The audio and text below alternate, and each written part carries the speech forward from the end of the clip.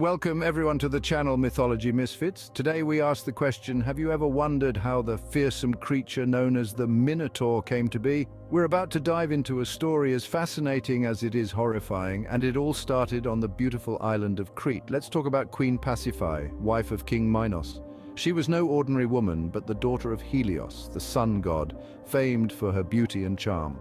But her life took a dark turn when her husband, King Minos, defied the sea god Poseidon. In a turn of divine retribution, Poseidon made Pasiphae fall in love with a magnificent white bull, a divine beast sent by Poseidon himself. This unnatural union brought forth a creature that was half man, half bull, a creature we know as one of the most terrifying monsters of Greek mythology, the Minotaur. The Minotaur was named Asterion, meaning the Starry One. This creature, unlike anything the world had seen before, was a paradox of nature. With the body of a man and the head of a bull, Asterion was a symbol of the blurred line between man and beast, between the divine and the monstrous.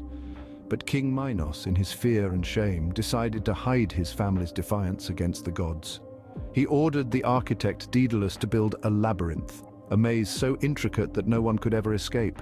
And in the heart of this labyrinth he imprisoned the Minotaur. Asterion, whose name echoed the stars, was left to wander alone in the darkness. The labyrinth became his world, a world of endless corridors and echoing silence. The Starry One was reduced to a beast, forever trapped in solitude, eternally longing for the sky he could never see. Trapped in a maze of endless corridors, the Minotaur was destined for a life of solitude and darkness. This was the beginning of the Minotaur's tragic tale, a tale that continues to echo through the ages, reminding us of the consequences of defiance and the thin line between man and beast. Don't forget to like, comment and subscribe, and stay tuned for more Mythology Misfits. Can you imagine being trapped in a labyrinth so complex, escape is virtually impossible? The labyrinth, a true marvel of ancient architecture, was conceived and brought to life by the legendary craftsman Daedalus. Its twisting, turning corridors wound into the depths of darkness, leading not to freedom but deeper into a world of despair. Each turn, each junction, each dead end was designed with a singular purpose: to confound and confuse any who dared enter its depths. The labyrinth was more than just a maze. It was a prison, a fortress of solitude for a creature that was both man and beast, the Minotaur.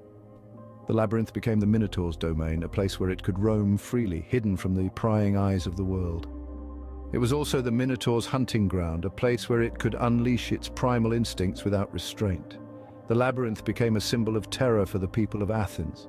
Every 9 years, as part of a gruesome tribute, 7 young men and 7 maidens were selected to enter the labyrinth.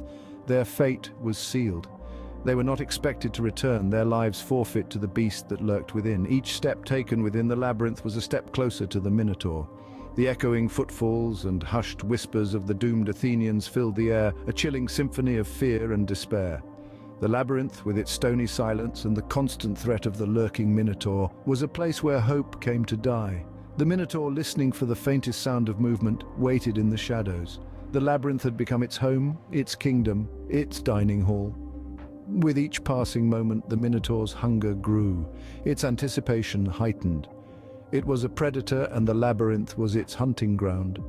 In this labyrinth of despair, the Minotaur waited, hungry for its next victim.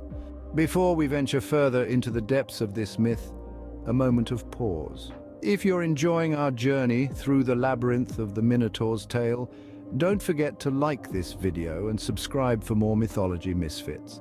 By subscribing, you not only support our storytelling efforts, but you also become a part of our community of myth enthusiasts. As we traverse the labyrinth together, remember, every like, every share, every comment helps us bring more of these timeless tales to life. Now, let's return to our story. As a brave prince takes on a beast of legend, guided by the thread of fate and the love of a princess, stay with us as we delve deeper into the labyrinth where the beast awaits and a hero is about to make his grand entrance. Could anyone ever hope to defeat such a monstrous creature? Enter Theseus, the Athenian prince, a figure of bravery and determination. Born of royalty and nurtured by tales of valor, Theseus was not one to shy away from a challenge. Yet the Minotaur was not just any adversary, this was a beast of myth, a terror that stalked the winding corridors of a labyrinth designed to confound and confuse. Theseus, however, was not deterred. He made a solemn vow to end the Minotaur's reign of terror, a vow that echoed in the hearts of every Athenian. Year after year they had watched their young ones shipped off to Crete, sacrifices to a beast they could not defeat. Theseus, their prince, was their beacon of hope, their promise of an end to this horrifying cycle. Yet every hero needs an ally, and in this case it was the Cretan princess Ariadne.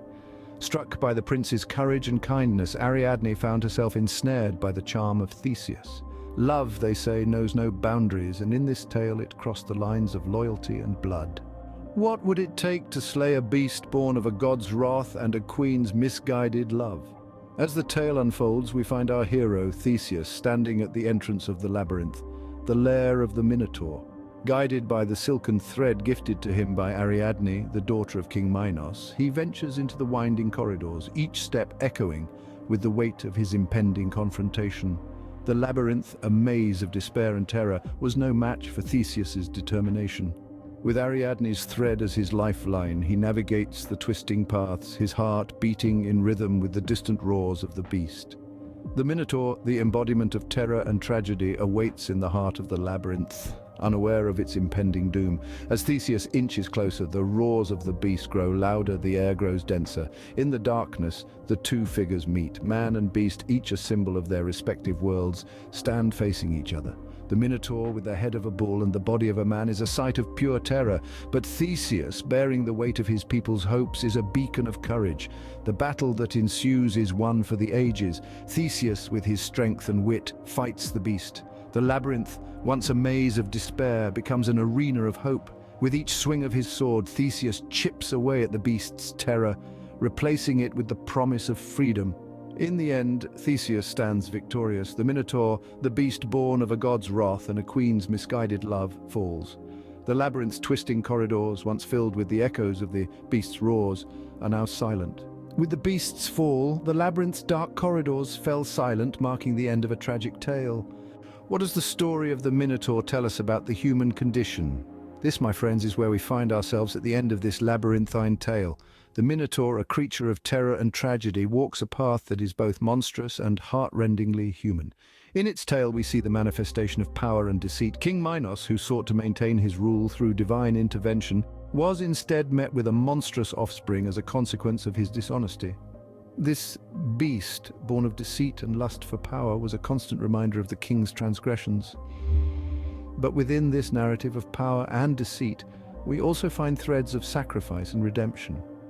The Minotaur, a beast doomed to a life of solitude and hunger, was ultimately slain by the hero Theseus. Yet this victory came at a grave cost. The innocent youths of Athens, sacrificed to the beast, serve as a stark reminder of the price of redemption. The Minotaur's story, however, is more than a tale of power, deceit, sacrifice, and redemption. It is a symbol of the monstrous within us all. Like the Minotaur, we too have our inner beasts, lurking in the labyrinthine recesses of our subconscious. These beasts, born from our fears, our regrets, our desires, wait patiently in the shadows. They feed on our doubts, grow strong on our insecurities, and revel in our failures. But like Theseus, we too have the power to confront and conquer these inner demons.